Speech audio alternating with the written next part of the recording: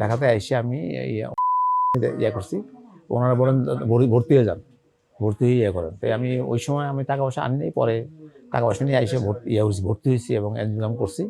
Angiogram করার পর তারা বলতেছে এই ইয়েতেই অপারেশন টেবিলেই বলতেছে যে এটা খুব ক্রিটিক্যাল, আপনার ওইটা ব্লিডিং হয়ে আপনার হয়তো আমরা রিং নাও পড়াতে পারি, আপনার না পড়ানোর সম্ভাবনা নাও হইতে পারে, তখন হয়তো আমরা বাইরে ইয়েতে চলে যেতে পারি, আপনার ইয়েতে ওপেন হার্টে চলে যেতে পারে।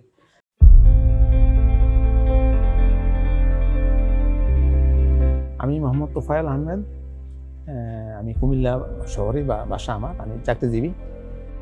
আমি গত 14 তারিখ এসে এনজিওগ্রাম করি।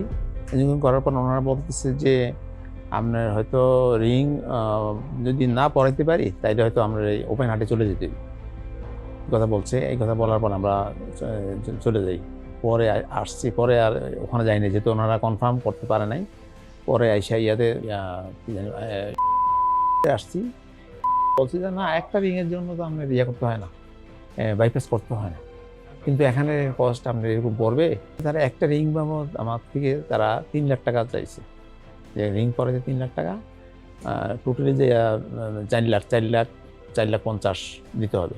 আর যদি রিং তারা আনসাকসেস হয় তাহলে তারা 1.5 লাখ টাকা তারা ফেরত দিবে না, রিফান্ড করবে না। এই জন্য আমি ওখান থেকে চলে আসি। প্রতি রিংয়ে তারা 3 লাখ টাকা চাইছে আমার থেকে। এদিকে আমার এক ভাগিনা আবার এদিকে ওনার আত্মীয় স্বজন এখানে করাইছে, সে আবার উত্তরে থাকে। তো এখানে কালকে আইসা চলে আসি এখানে দেখি যে পরিবেশটা আমার ভালো লাগছে। এখানে আইসা ইয়ের সাথে স্যারের সাথে কথা বলছি, স্যারেরও খুব ভালো মনে হইলো স্যারের কথাবার্তা। উনি মিস্টার তোফায়েল আহমেদ, উনি আসছেন কুমিল্লা থেকে। এই হাসপাতালে আসার আগে ওনার হার্ট অ্যাটাক নিয়ে উনি ভর্তি ছিলেন। ওনার এন্টেরিয়র এমআই হয়েছিল এখানে। হওয়ার পর ওনাকে মেডিকেলি ম্যানেজমেন্ট করার পরে উনি এনজিওগ্রাম করেন, কারণ ওনার পূর্ব অভিজ্ঞতা এনজিওগ্রাম করে স্ট্যান্ডিং করা ছিল। এনজিওগ্রাম করার পরে ওনার একটা রক্তনালীতে রাইট করোনারি আর্টারি, আরসিএ বলি আমরা, ওটাতে অলমোস্ট টোটাল অক্লুশন ছিল এবং ওটাকে তারা স্ট্যান্ডিং করতে চাইছিল। তখন তারা তাকে বললো যে স্ট্যান্ডিং যদি সাকসেসফুল না হয় তাহলে বাইপাস সার্জারি করবো। উনি এই কথা শুনে পরবর্তী ওনারা চিকিৎসা না নিয়ে আরেকটা বেসরকারি হাসপাতালে যান। ওই হাসপাতালে যেয়ে ওনারা চিকিৎসকের পরামর্শ মতে ওনাদেরকে বোঝানো হয় যে ওটা টোটাল অক্লুশন যেটা 100% মতো বন্ধ হয়ে গেছে, এটা খুলতে গেলে তাদের এই ব্যয় অনেক বেশি হবে এবং সাকসেস হওয়ার সম্ভাবনা 60-70, 50-70, মানে মাঝামাঝি একটা অবস্থান ছিল।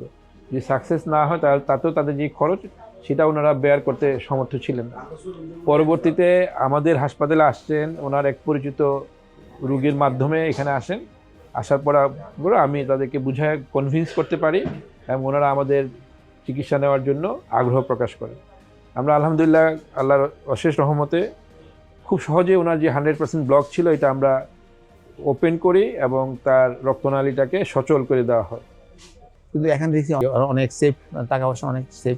আমরা যেহেতু মধ্যবিত্ত ফ্যামিলি, এখানে এই জন্য আমি মনে করলাম যে এখানেই ভালো, আমি রিস্ক নিয়ে এখানেই ভর্তি হয়েছি এবং আজকে খুব ভালো লাগতেছে। সব ইয়ে করার পর, অপারেশনের পরে মোটামুটি সুস্থ আছে।